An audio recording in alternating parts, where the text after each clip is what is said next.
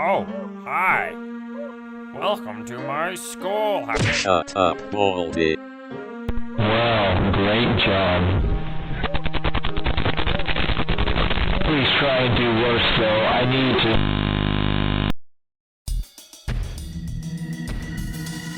Baldi's Basics, a game seemingly lacking a story. With new updates rolling out, it seems we're getting closer and closer to understanding what is actually going on here.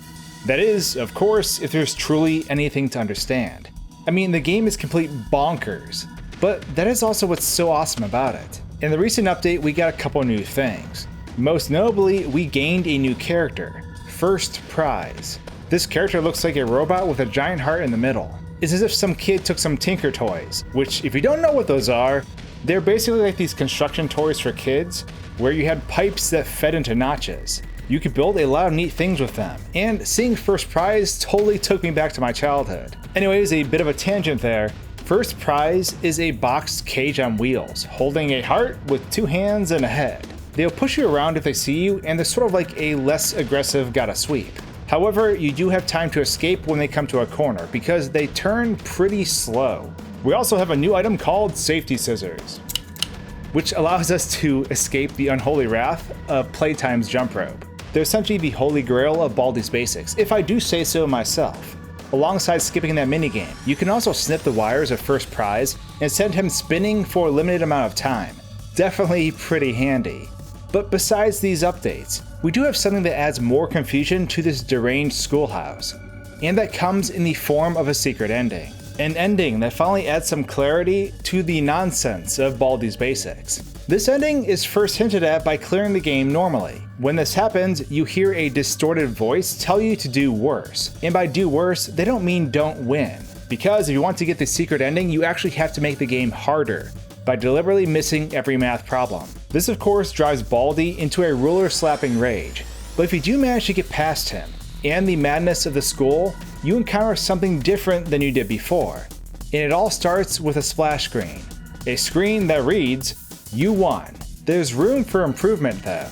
Go see Baldi in his office for some tips. Behind the text of the screen, we see a very sad Baldi, dithered to death in the background. We then realize this splash screen isn't a splash screen at all, and it's on the opposite side of the hallway. The only way we can go is straight into Baldi's office, which is marked on the door at the end of the hall.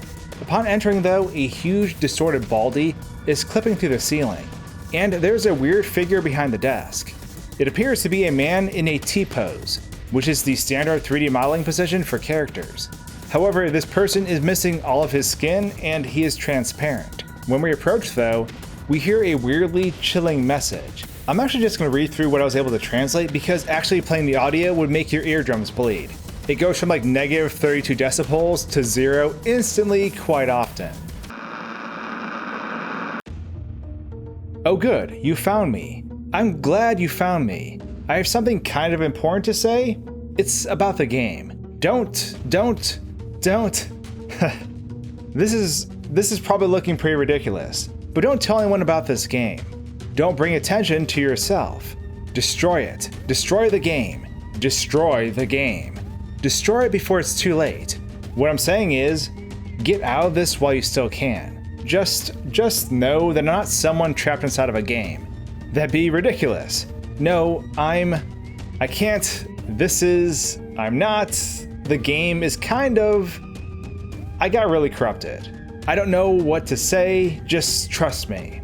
This seems vague. No, vague intentionally? That, I guess, I can't tell you because some stuff is classified and I can't say it. Wish I could say more. I can't talk normally, it's corrupted. Just close the program, destroy it, never come back.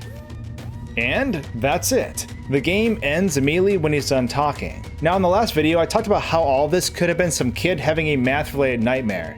And that's definitely still a possibility. If you haven't watched that video, I highly recommend checking it out after this one.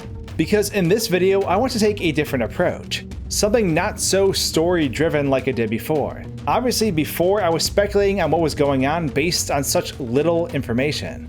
I was taking a Five Nights at Freddy's approach to a story that may have not had that many details to begin with. Of course, I still enjoy the process, But I think this ending makes things a little more clear for those who didn't pick up on the idea behind the game initially.